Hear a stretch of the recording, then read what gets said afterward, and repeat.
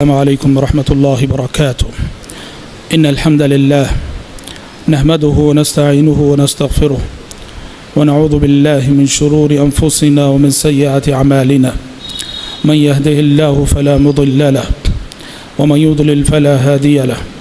وأشهد أن لا إله إلا الله وحده لا شريك له وأشهد أن محمدا عبده ورسوله. يا أيها الذين آمنوا اتقوا الله حق تقاته ولا تموتن إلا وأنتم مسلمون. يا أيها الناس اتقوا ربكم الذي خلقكم من نفس واحدة وخلق منها زوجها وبث منهما رجالا كثيرا ونساء واتقوا الله الذي تساءلون به والأرحام إن الله كان عليكم رقيبا. يا أيها الذين آمنوا اتقوا الله وقولوا قولا سديدا يصلح لكم أعمالكم ويغفر لكم ذنوبكم ومن يطع الله ورسوله فقد فاز فوزا عظيما. أما بعد فإن خير الحديث كتاب الله وخير الهدي هدي محمد صلى الله عليه وسلم وشر الأمور محدثاتها وكل محدثة بدعة وكل بدعة ضلالة وكل ضلالة في النار. أعوذ بالله السميع العليم من الشيطان الرجيم من همزه ونفخه ونفثه. النبي أولى بالمؤمنين من أنفسهم وأزواجه أمهاتهم.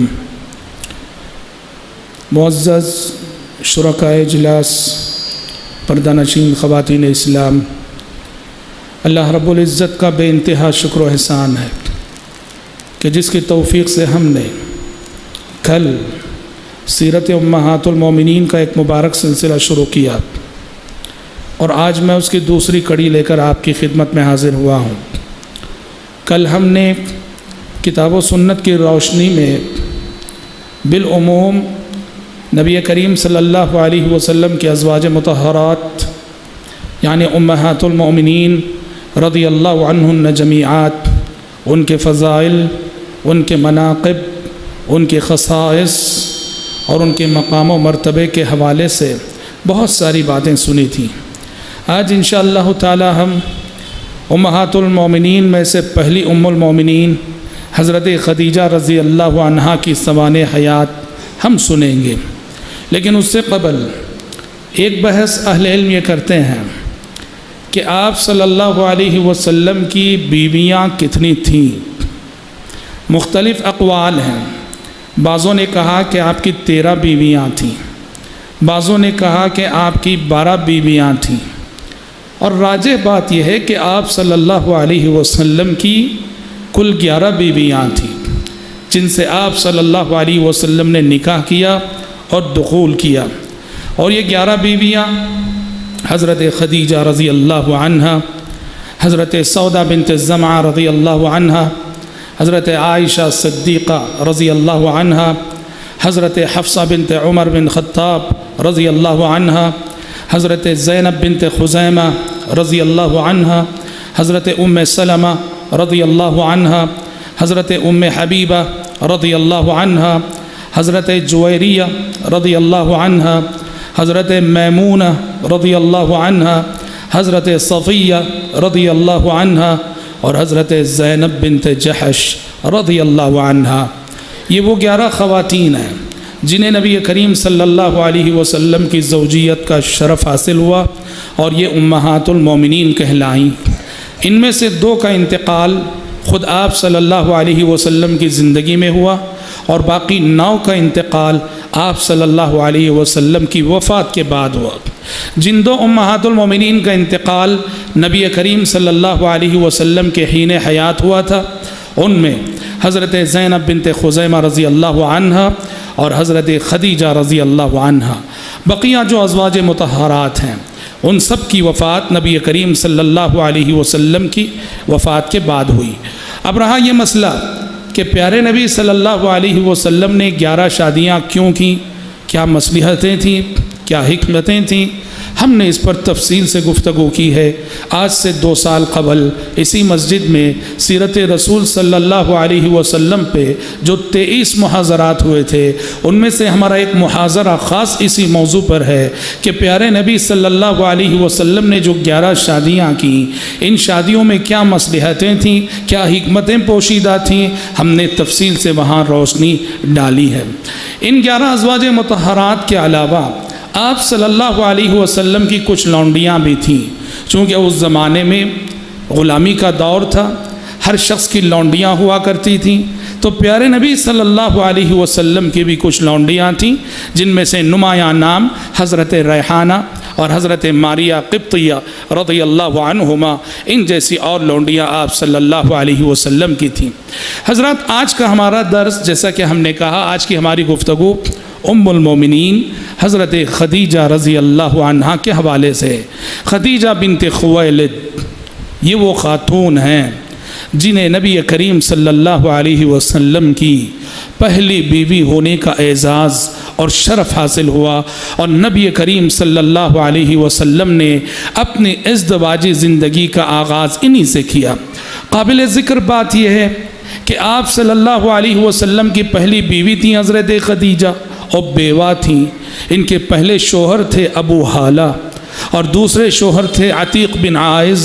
اس طرح پیارے نبی صلی اللہ علیہ وسلم حضرت خدیجہ رضی اللہ عنہا کے تیسرے شوہر ہوئے۔ حضرت خدیجہ کی تیسری شادی تھی اور پیارے نبی صلی اللہ علیہ وسلم کی پہلی شادی اور پہلا نکاح۔ اور حضرت خدیجہ رضی اللہ عنہا کوئی معمولی خاتون نہ تھی، مکے کے معاشرے میں بڑی نامور خاتون تھی، پورے شہر مکہ میں اپنی نیک نامی کے حوالے سے بڑی شہرت رکھتی تھیں۔ ان کے اخلاق اور کردار کا چرچا تھا۔ سیرت کی کتابوں میں آتا ہے کہ اسلام سے قبل زمانے جاہلیت میں پورے مکے والوں نے انہیں جو لقب دے رکھا تھا وہ تھا العفیفہ الطاہرہ۔ العفیفہ الطاہرہ، العفیفہ کہتے ہیں پاک دامن، پاک دامن عورت، الطاہرہ پاک باز عورت۔ تو العفیفہ الطاہرہ کے لقب سے نوازی گئی تھی۔ اپنے اخلاق و کردار کے حوالے سے انہوں نے پورے مکے میں اپنی پہچان بنائی تھی، اور اللہ تعالیٰ نے انہیں مال دے رکھا تھا۔ مالدار خاتون تھیں، گھر بیٹھے تجارت کرتی تھی، بہت سوں کو پیسہ دیتی تھی، اور وہ ان کا مال لے کے تجارت پہ جایا کرتے تھے اور انہیں منافع دیتے تھے۔ تو اسی سلسلے میں پیارے نبی صلی اللہ علیہ وسلم نے بھی بعثت سے قبل حضرت خدیجہ رضی اللہ عنہا کا مال لے کر آپ تجارت کو گئے، چونکہ آپ کو تجارت سے بچپن ہی سے دلچسپی تھی۔ چچا ابو طالب تجارتی اسفار میں آپ کو بچپن ہی سے ساتھ رکھتے تھے، تو پیارے نبی نے حضرت خدیجہ کا مال لے کر تجارت کرنے کی کوشش کی، اور حضرت خدیجہ کے غلام میسرہ سفر تجارت میں آپ صلی اللہ علیہ وسلم کے ساتھ رہتے تھے۔ سفر تجارت میں میسرہ نے پیارے نبی کے جو اخلاق دیکھے، سفر سے واپسی کے بعد حضرت خدیجہ سے ان اخلاق کا تذکرہ فرماتے رضی اللہ صلی اللہ علیہ وسلم۔ اور پھر پیارے نبی صلی اللہ علیہ وسلم جو مال لے کے گئے، تو حضرت خدیجہ نے دیکھا کہ اوروں کے مقابلے میں آپ صلی اللہ علیہ وسلم کو دیے ہوئے مال میں کافی خیر و برکت انہیں حاصل ہوئی۔ ایک تو میسرہ کے بتائے ہوئے اخلاق کہ پیارے نبی ایسے تھے اور ایسے تھے، اور دوسرے حضرت خدیجہ نے جو برکت دیکھی اپنے مال میں، ان دونوں باتوں کو مد نظر رکھتے ہوئے حضرت خدیجہ نے آگے بڑھ کر پیشکش کی، نکاح کی، اور پیارے نبی صلی اللہ علیہ وسلم نے ان کی درخواست منظور کی، اور اس طرح حضرت خدیجہ کا نکاح آپ صلی اللہ علیہ وسلم کے ساتھ ہو گیا۔ قابل ذکر بات یہ ہے کہ عمر میں کافی تفاوت تھا، پیارے نبی 25 سال کے تھے اور حضرت خدیجہ رضی اللہ عنہا کی عمر 40 سال کی تھی۔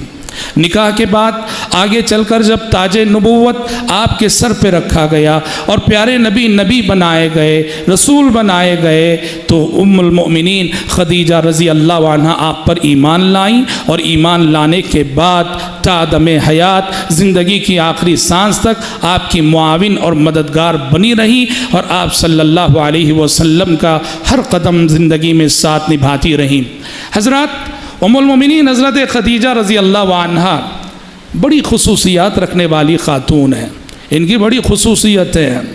سب سے پہلی خصوصیت یہ ہے کہ اول من آمنت بالنبی صلی اللہ علیہ وسلم، سیرت نگار لکھتے ہیں کہ جب پیارے نبی نے نبی ہونے کا دعویٰ کیا تو سب سے پہلے جس شخصیت نے، جس ہستی نے آپ صلی اللہ علیہ وسلم پہ ایمان لا کر اطاعت و فرما برداری کا ثبوت دیا، وہ یہی حضرت خدیجہ رضی اللہ عنہا ہیں۔ حضرت خدیجہ کی فضیلت کے لیے سوائے اس ایک بات کے کوئی دوسری بات نہ ہوتی تو واللہ یہ ایک بات کافی ہے اس امت کی سب سے افضل خاتون ہونے کے لیے۔ سب سے پہلے ایمان لائیں پیارے نبی صلی اللہ علیہ وسلم پر، اور غور طلب بات یہ ہے دوسرے لوگوں کے ایمان لانے کا سبب بھی بنی۔ چنانچہ سب سے پہلے ایمان لانے والوں میں حضرت زید بن حارثہ کا نام آتا ہے، حضرت علی بن ابی طالب کا نام آتا ہے۔ مورخین کہتے ہیں غلاموں میں سب سے پہلے ایمان لانے والے زید بن حارثہ، بچوں میں سب سے پہلے ایمان لانے والے علی بن ابی طالب، مردوں میں سب سے پہلے ایمان لانے والے ابو بکر صدیق، اور عورتوں میں سب سے پہلے ایمان لانے والی حضرت خدیجہ رضی اللہ عنہم اجمعین۔ ان چاروں میں سے دیکھیے، ایک تو حضرت خدیجہ خود ایمان لے آئیں، اور حضرت زید بن حارثہ اور علی بن ابی طالب، ان دونوں کے قبول اسلام میں بھی حضرت خدیجہ سبب بنی۔ وہ کیسے؟ زید بن حارثہ خدیجہ کے غلام تھے، حضرت خدیجہ کے غلام تھے، وہ حضرت خدیجہ کی تربیت میں تھے وہ، اور حضرت علی بن ابی طالب ابو طالب کے بیٹے تھے۔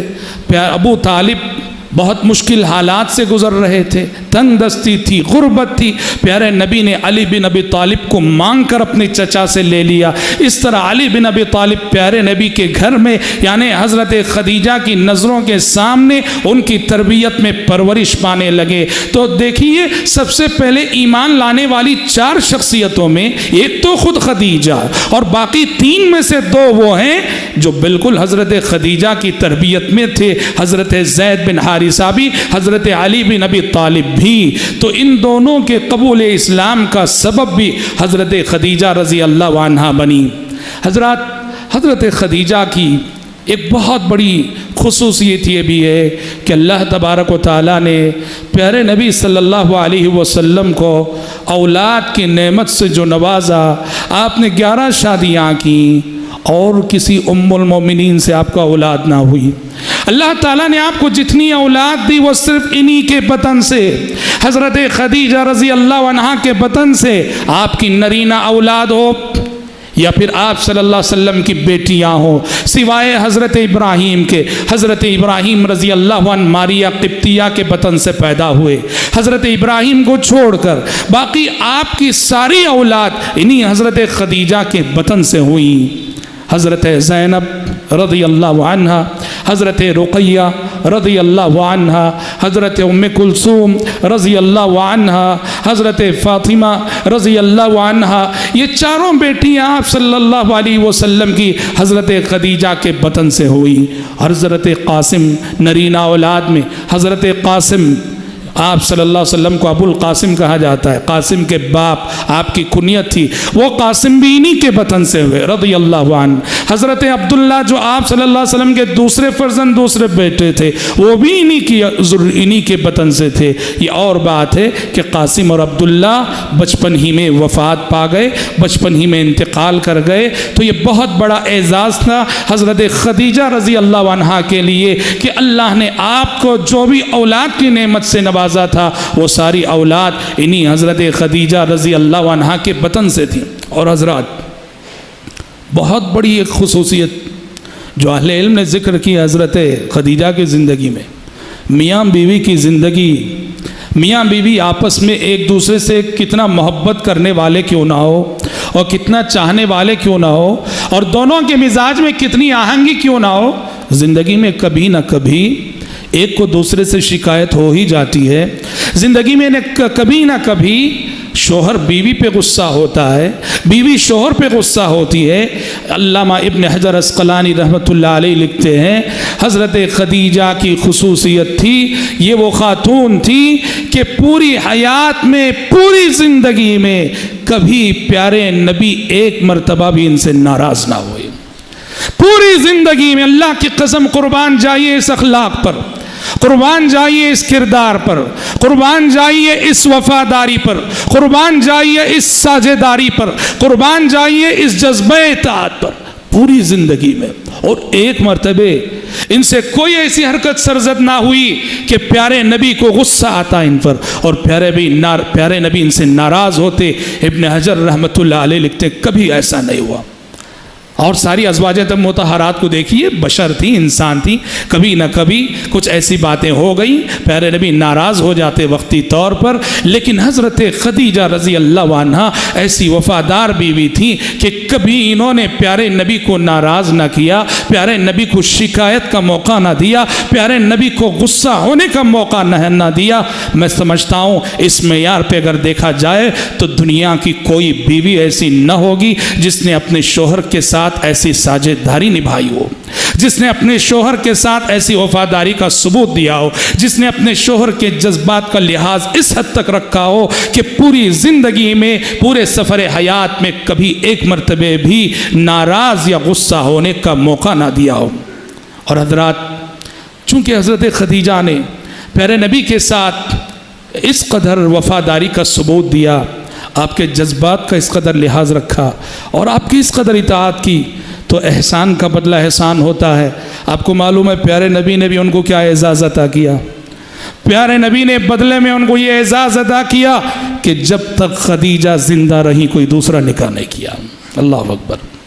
جب تک حضرت خدیجہ زندہ رہی کوئی دوسرا نکاح نہیں کیا آپ صلی اللہ علیہ وسلم نے۔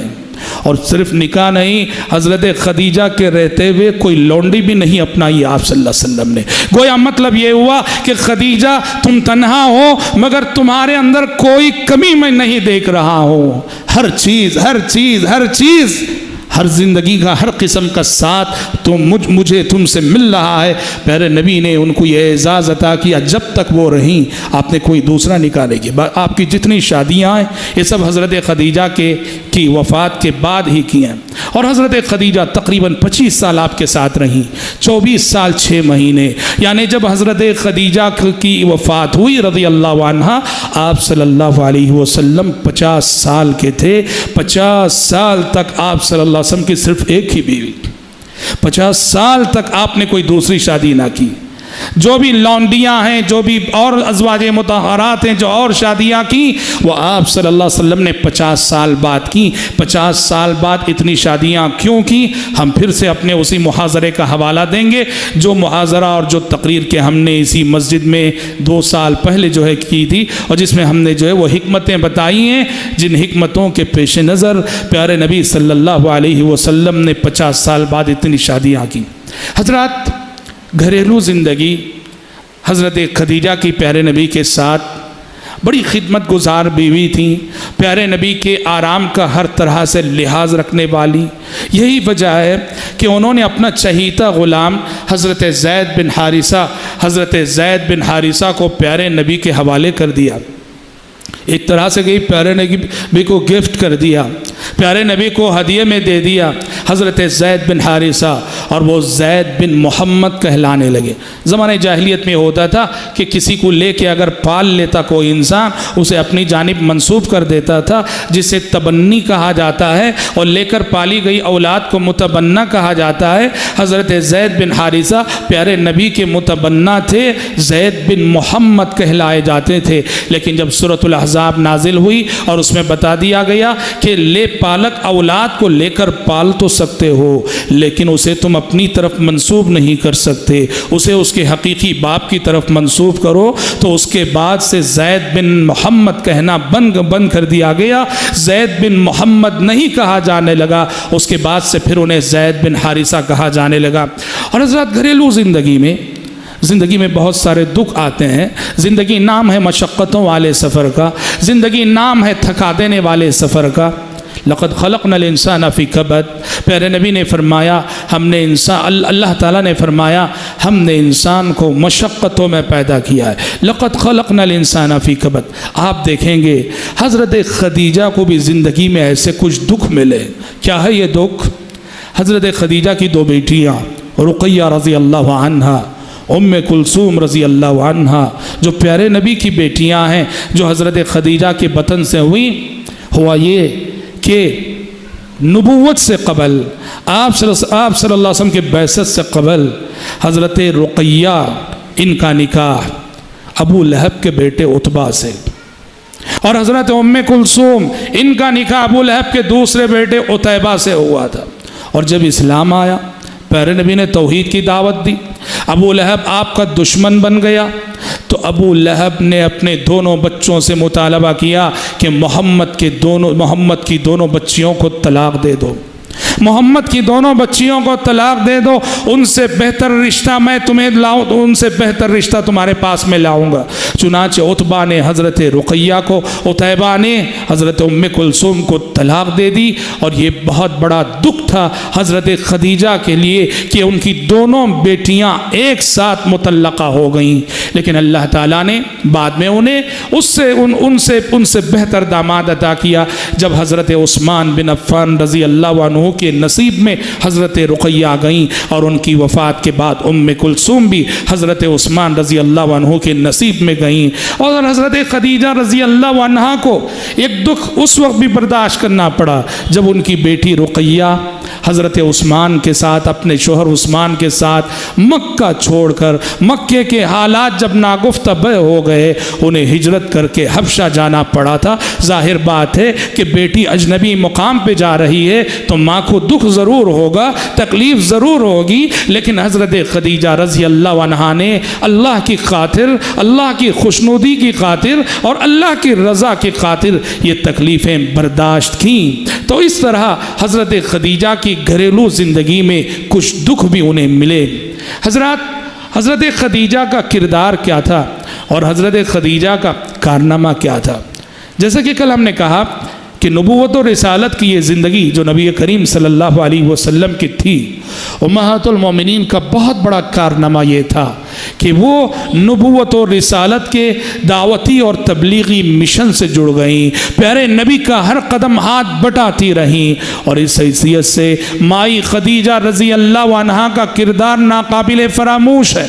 اور ساری ازواج مطہرات نے مدنی زندگی میں آپ صلی اللہ علیہ وسلم کا ساتھ نبھایا۔ مدنی زندگی میں مسلمان حاکم تھے، پیارے نبی کے پاس اقتدار تھا، لیکن مکی زندگی کے حالات بالکل الگ تھے۔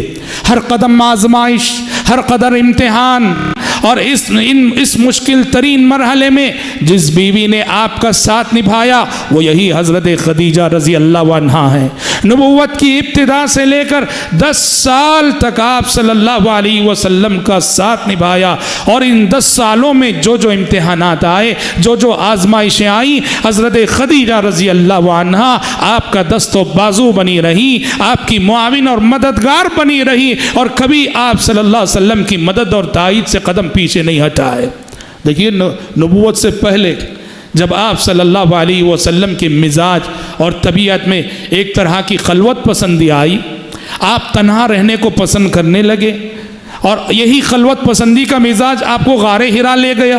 آپ غار حرا جاتے تھے، اکیلے جاتے تھے، گھر سے ستو پانی وغیرہ لے کے جاتے تھے، اور وہاں بیٹھ کر دنیا انسانیت کی ہدایت کے سلسلے میں سوچا کرتے تھے، بھٹکتی ہوئی انسانیت کی رہنمائی کے سلسلے میں سوچا کرتے تھے۔ حضرت خدیجہ کا کردار یہیں سے شروع ہوتا ہے کہ حضرت خدیجہ رضی اللہ عنہا غار حرا جب پیارے نبی جاتے تھے، آپ صلی اللہ علیہ وسلم کے لیے توشہ تیار کرنا، اور آپ صلی اللہ علیہ وسلم کے ساتھ کبھی کبھار غار حرا تک جا کر وہاں آپ کو چھوڑ آنا، یہ حضرت خدیجہ رضی اللہ عنہا کا معمول تھا۔ اور حضرات سب سے بڑی بات، اور حضرت خدیجہ کا نمایاں کردار اس وقت دیکھنے کو ملتا ہے جب پیارے نبی صلی اللہ علیہ وسلم پہلی وحی کے بعد جبریل امین کو دیکھنے کے بعد پریشان ہو کے لوٹے، زملونی کہا، مجھے چادر اڑا کے سلا دو، مجھے چادر اڑا کے سلا دو۔ اور پھر آپ صلی اللہ علیہ وسلم نے اس اندیشے کا اظہار کیا، مجھے ڈر لگ رہا ہے کہ کہیں میں ہلاک نہ ہو جاؤں۔ آپ صلی اللہ علیہ وسلم بہت پریشان تھے۔ اس پریشانی کے موقع پہ ام المومنین نے جس طرح تسلی کے کلمات کہے، اور جس طرح آپ صلی اللہ علیہ وسلم کو اطمینان دلایا، کہا کلا لن یخزیک اللہ ابدا، इन्नका लतसिलुर रहम व तहमिलुल कल व तुक्सिबुल मादूम व तक़रिज़ ज़ईफ़ व तुईनु अला नवाइबिल हक़। कहा कि मेरे सरताज, आपको परेशान होने की ज़रूरत नहीं, गमगीन होने की ज़रूरत नहीं, आप पर कोई आफत नहीं आ सकती, आप हलाक नहीं हो सकते, अल्लाह आपको बेयारो मददगार नहीं छोड़ेगा, क्योंकि आप इन्नका लतसिलुर रहम, रिश्तों को जोड़ा करते हैं, व तहमिलुल कल, दूसरों का बोझ उठाते हैं, व तुक्सिबुल मादूम, नादार को कमा के देते हैं, व तक़रिज़ ज़ईफ़, लोगों की मेहमान नवाजी करते हैं, व तुईनु अला नवाइबिल हक़, मुसीबत ज़दा इंसानों की मदद करते हैं। और जो आप इस दूसरों के इतना काम आते हैं, ऐसे इंसान को कभी अल्लाह ज़ाय नहीं करेगा। देखो सुभान अल्लाह, किस अंदाज में उन्होंने तसल्ली दी, और फिर भी कहने को तसल्ली दे दी, फिर अपनी तसल्ली के लिए अपने से बड़ों के पास ले गई। उनके चचाजाद भाई थे वरक़ा बिन नौफल, जो ईसाईयत इख्तियार कर चुके थे और बाइबल वगैरह पढ़ते थे, इंजील पढ़ते थे, उनके पास ले गई। वरक़ा बिन नौफल ने प्यारे नबी की गुफ्तगू सुनी। प्यारे नबी की गुफ्तगू सुनने के बाद बशारत दी कि खुश हो जाइए कि जो शख्सियत आपके पास आई थी वो वही फरिश्ता है जो फरिश्ता के इससे पहले मूसा व ईसा अलैहिस्सलाम के पास आ चुका है, और आप अल्लाह के नबी बनने वाले हैं। तो हज़रत उम्मुल मोमिनीन खदीजा रज़ी अल्लाह अन्हा ने गोया उम्मत की माओं को ये पैगाम दिया कि बीवी होने की हैसियत से ख़वातीन की ये जिम्मेदारी बनती है कि शोहर घर से बाहर की ज़िंदगी की परेशानियाँ लेकर जब घर में दाखिल होता है तो घर में उसे सही मशवरे देना, तसल्ली देने वाले जुमले कहना, उसके गम और उसके दुख को कम करना एक वफ़ादार बीवी की अलामत होती है। हज़रत माई खदीजा रज़ी अल्लाह अन्हा की एक उनका ये भी कारनामा है कि जैसा कि आपने कहा मालदार खातून थी, माल था उनके पास, पैसा था उनके पास, दौलत थी उनके पास। माई खदीजा रज़ी अल्लाह अन्हा ने आप सल्लल्लाहु अलैहि वसल्लम पे ईमान लाने के बाद अपनी दौलत इस्लाम के लिए वक्फ कर दी। याद रखो, इस्लाम की खिदमत के लिए हर कदम दौलत की ज़रूरत पड़ती है, हर कदम पैसे की ज़रूरत पड़ती है। इब्तिदाए इस्लाम से जिन लोगों का माल इस्लाम के काम आया उसमें सबसे पहला नाम हज़रत खदीजा का है। इस्लाम के लिए जिसने सबसे पहले माली कुर्बानी दी, इस्लाम के लिए अपनी दौलत जिसने सबसे पहले लुटाई, एक तरफ हज़रत खदीजा है और एक तरफ हज़रत अबू बकर है। मक्की ज़िंदगी में इन दो हस्तियों ने अपने माल के ज़रिए, अपने पैसे के ज़रिए इस्लाम की खूब खिदमत की। और हज़रात, जब मक्की ज़िंदगी में नबी करीम सल्लल्लाहु अलैहि वसल्लम पर आजमाइशें आने लगी, मुश्रिकीन मक्का तरह तरह से सताने लगे, तो हज़रत खदीजा का साथ, हज़रत खदीजा रज़ी अल्लाह अन्हा का साथ, हज़रत खदीजा की हौसला अफजाई प्यारे नबी के कदम ब कदम साथ रही। वो हज़रत खदीजा की बेटी फ़ातिमा ही थी। जब एक मरतबे प्यारे नबी खाने काबा में नमाज पढ़ रहे थे, अबू जहल ने ऊँट की ओझड़ी मंगवाई, जिसे बोटी कहते हैं। प्यारे नबी सजदे में गए और ऊँट की ओझड़ी आप सल्लल्लाहु अलैहि वसल्लम की पीठ पे डाल दी गई, और इतनी वज़नी थी वो, प्यारे नबी उठ ना सके। हज़रत फ़ातिमा को पता चला, बहादुर माँ की बहादुर बेटी हज़रत खदीजा की बेटी फ़ातिमा दौड़ी दौड़ी चली आई, देखा कि अब्बा जान सजदे में हैं, ऊँट की ओझड़ी डाल दी गई है, उठ नहीं पा रहे हैं। हज़रत फ़ातिमा रज़ी अल्लाह अन्हा बड़ी बहादुरी से बढ़कर आई। दुश्मनाने रसूल बैठे हुए थे, अबू जहल बैठा हुआ था, और किसी को खातिर में लाए बग़ैर खाने काबा में दाखिल हुई और अपने अब्बा जान की पीठ पर से वो ओझड़ी हटाई। इससे पता चलता है कि आप सल्लल्लाहु अलैहि वसल्लम की बीवी और आपकी बेटियां मक्की ज़िंदगी में आप पर जो आजमाइशें आ रही थी, कदम ब कदम आप सल्लल्लाहु अलैहि वसल्लम का साथ निभाती रहीं। और इस सिलसिले में सबसे बड़ी बात यह है कि जब आप सल्लल्लाहु अलैहि वसल्लम पर वो आजमाइश आई जिसे शैब अबी तालिब का हिसार कहा जाता है, हमने सीरत में बताया है कि मुसलमानों का समाजी बैकाट किया था मक्के वालों ने, और मक्के का एक इलाका था जिसे अबू तालिब की घाटी कहा जाता है। अबू तालिब की घाटी में मुसलमानों को महसूर कर दिया गया था कि कोई इनसे लेन देन ना करे, कोई इनसे बिजनेस ना करे, कोई इनसे ख़रीदो फरोख्त ना करे, कोई इनसे बातचीत ना करे। बड़ी आजमाइश के अयाम थे और तकरीबन ये 3 साल ये मुद्दत गुजरी थी। اور یہ ایسے آزمائش بھرے ایام تھے کہ صحابہ نے درخت کے پتے چبائے ہیں، درخت کے پتے چبائے ہیں، اور روکھے سوکھے چمڑے جو انہیں مل جاتے تھے وہ کھا کے اپنی بھوک مٹائی صحابہ نے۔ آپ کو معلوم ہونا چاہیے اس آزمائش میں بھی آپ کو معلوم ہونا چاہیے اس آزمائش میں بھی حضرت خدیجہ رضی اللہ عنہا پیارے نبی کے ساتھ رہیں۔ اس مشکل گھڑی میں انہوں نے پیارے نبی کا ساتھ نبھایا۔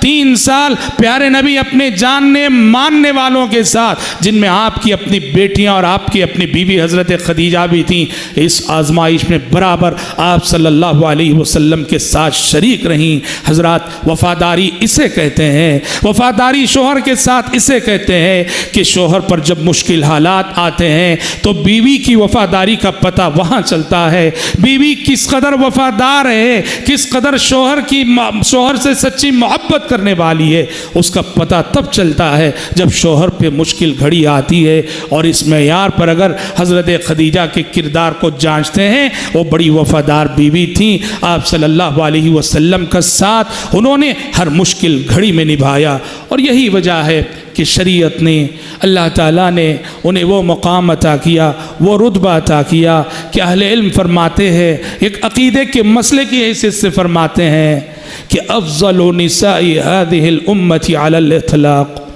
افضل نساء هذه الامة على الاطلاق، کہ اسلام محمد صلی اللہ علیہ وسلم کی بعثت کے بعد سے قیامت تک جتنی عورتیں امت محمدیہ میں پیدا ہوگی، افضل ترین عورت اگر کوئی ہے تو وہ خدیجہ ہے۔ امت محمدیہ کی نمبر 1 خاتون اگر کوئی ہے تو وہ خدیجہ ہے۔ حضرت عائشہ سے بھی ان کا مقام اونچا، حضرت فاطمہ سے بھی ان کا مقام اونچا۔ امت محمدیہ کی صف اول کی پہلی خاتون اگر کوئی ہے وہ حضرت خدیجہ رضی اللہ عنہا ہے۔ پیارے نبی نے حدیث میں فرمایا، مسند احمد اور طبرانی کی روایت ہے، آپ نے فرمایا افضل نساء الجنہ، افضل نساء الجنہ خدیجہ بنت خویلد وفاطمہ بنت محمد ومریم بنت عمران وآسیہ بنت مزاحم۔ آپ نے فرمایا جنتی عورتوں کی سردار یہ 4 عورتیں ہیں۔ کہا کہ جنت میں بہت ساری عورتیں جائیں گی، لیکن جنت میں جن عورتوں کو سرداری کے مقام پہ فائز کیا جائے گا، کہا جنتی عورتوں کی سردار یہ 4 عورتیں ہیں۔ پہلا نام آپ نے لیا خدیجہ بنت خویلد، کہ جنتی عورتوں کی پہلی سردار یہ میری پہلی بیوی خدیجہ بنت خویلد ہے، پھر خدیجہ کی بیٹی فاطمہ بنت محمد ہیں، پھر فرمایا کہ مریم بنت عمران حضرت مریم ہیں، اور آسیہ بنت مزاحم فرعون کی بیوی آسیہ ہیں۔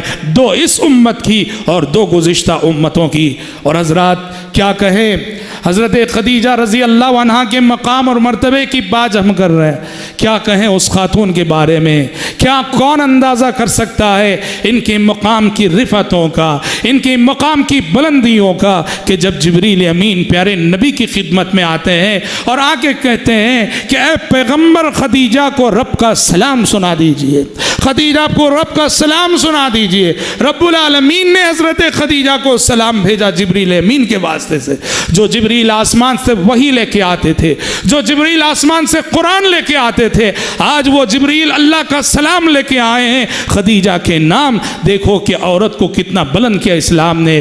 عورت اگر اسلام کی خادم بن جائے، اسلام پر عمل کرنے والی بن جائے، اللہ کے نزدیک اس عورت کا مقام کیا ہوتا ہے۔ رب العالمین نے 7ویں آسمان سے اس خدیجہ کے لیے سلام بھیجا، اور پھر جبریل نے بھی کہا میرا بھی سلام، فرشتوں کے سردار کا سلام اور رب العالمین کا سلام، کہا کہ خدیجہ کو میرا اور رب العالمین کا سلام پہنچا دیجئے۔ اور حضرات یہاں اہل علم نے حضرت خدیجہ کے علم اور ان کی فقاہت کا ایک نقطہ پیش کیا ہے۔ انہوں نے جو جواب دیا اس سلام کا، آپ کو اگر کوئی کسی کا سلام پہنچاتا ہے کہ آپ کو فلاں نے سلام کہا ہے، جواب دینے کا انداز کیا ہوتا ہے؟ وعلیک وعلیہ السلام، ایسے ہی جواب دیا جاتا ہے۔ آپ سے آگے کوئی کہتا ہے کہ آپ کو آپ کے فلاں دوست نے سلام کہا ہے، آپ کہتے ہیں وعلیک وعلیہ السلام، آپ پہ بھی سلامتی ہو اور اس سلام بھیجنے والے پہ بھی سلامتی ہو۔ عام طور پہ ایسے ہی جواب دیا جاتا ہے۔ اب یہاں اللہ کا سلام پہنچا، جبریل کا سلام پہنچا، حضرت خدیجہ نے ایسا جواب نہیں دیا وعلیک وعلیہ السلام، ایسا نہیں کہا۔ روایتوں میں آتا ہے کہ حضرت خدیجہ کے جواب کے یہ الفاظ تھے اللہ السلام ومنہ السلام وعلی جبریل السلام۔ کیسے جواب دیا؟ کہا اللہ السلام ومنہ السلام وعلی جبریل السلام۔ انہوں نے یہ نہیں کہا کہ علی اللہ السلام، اللہ پر سلامتی ہو، یہ نہیں کہا۔ کیا کہا؟ اللہ السلام، اللہ ہی سلام ہے، اللہ ہی سلامتی دینے والا ہے۔ ومنہ السلام، ہاں اگر جواب یہ دیا جاتا علی اللہ السلام، اللہ پر سلامتی ہو، غلط ہوتا جواب۔ کیوں غلط ہوتا؟ سلامتی کی دعا کسے دیتے ہیں؟ جس پر خطرات آنے کے امکانات ہوں، جس پر خطرات آنے کے امکانات ہوں، ہاں اس کو سلامتی کی دعا دیتے ہیں۔ اللہ پر کوئی خطرہ کہاں سے آئے گا؟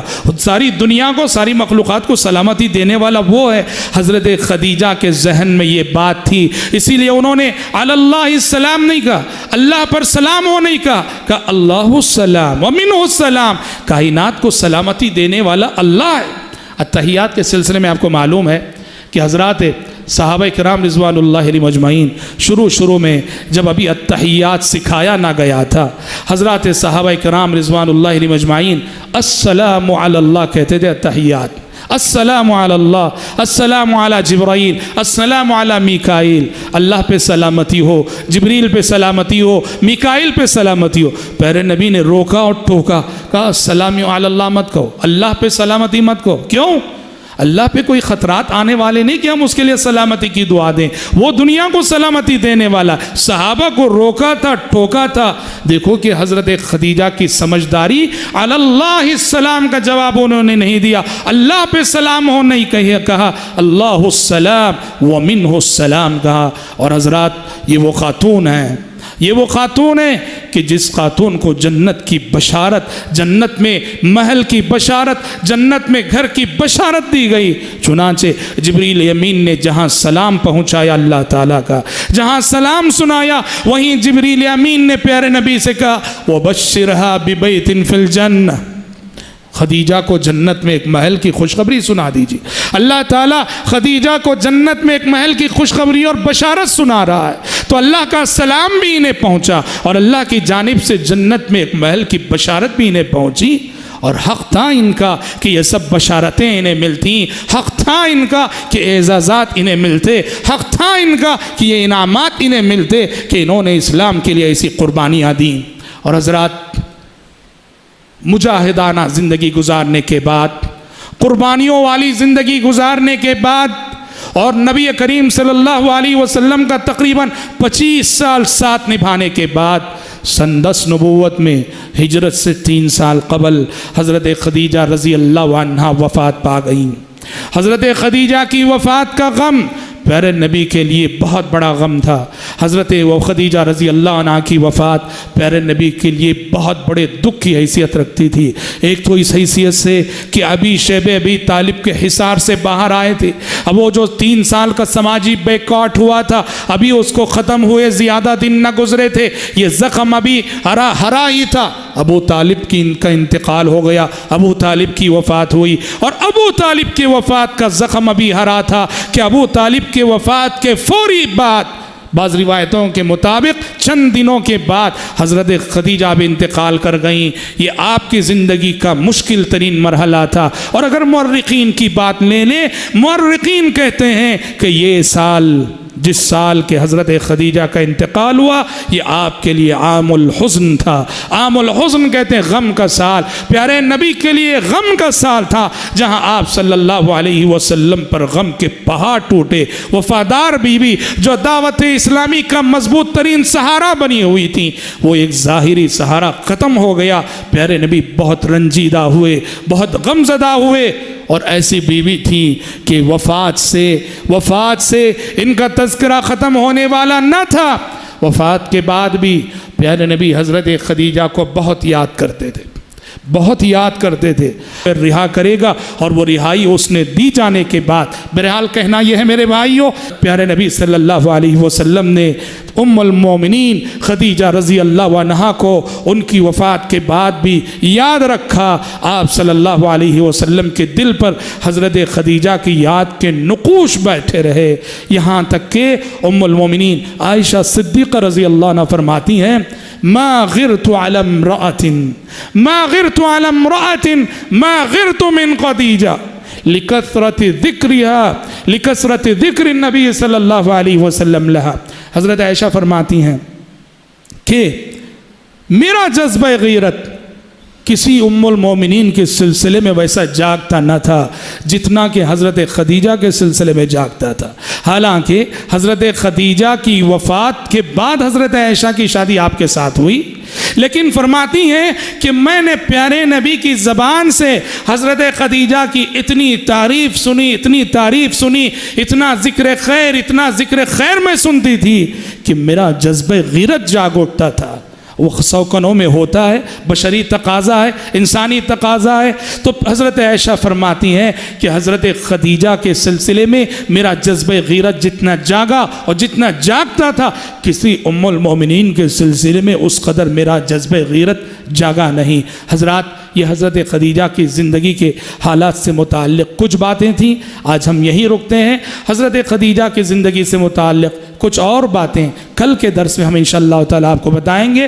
کل کے درس میں حضرت خدیجہ رضی اللہ عنہا کی زندگی سے متعلق کچھ اور باتیں، پھر آپ صلی اللہ علیہ وسلم کی دوسری بیوی ام المومنین حضرت سودا بنت زمع رضی اللہ عنہا، ان کے حالات زندگی پر کل روشنی ڈالی جائے گی. آج اسی پر اکتفا کرتے ہوئے بس کرتے ہوئے میں اللہ تعالیٰ سے دعا کرتا ہوں کہ رب العالمین ہم سب کو، آپ سب کو، خصوصاً ہماری ماں بہنوں کو، خواتین کو امہات المومنین کے نقش قدم پر چلنے کی توفیق عطا فرمائے.